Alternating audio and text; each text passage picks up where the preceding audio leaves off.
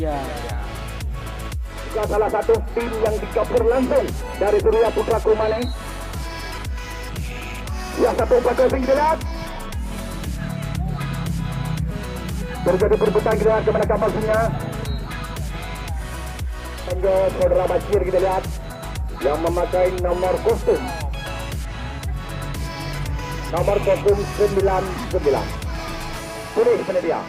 Awak perlu peduli dengan tujuh juara itu.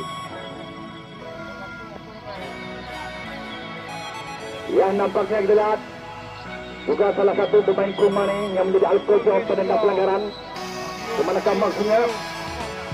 Satu serangan melambung di seluruh. Ya, mereka juga penyelamatan cukup baik Bashir. Ya, nampaknya berhasil sudah terjadi dengan timah. Langsung diadakan totosan drama adu penalti. Akmal kita lihat. Kemanakah maksudnya Akmal? Dipotong lagi kita lihat anak tim Persema Mata Kutang mencoba menerkan Indra Bahyadi. Satu umpan crossing kita lihat. Dipotong lagi anak Persema Mata Kutang mencoba kemarin sore.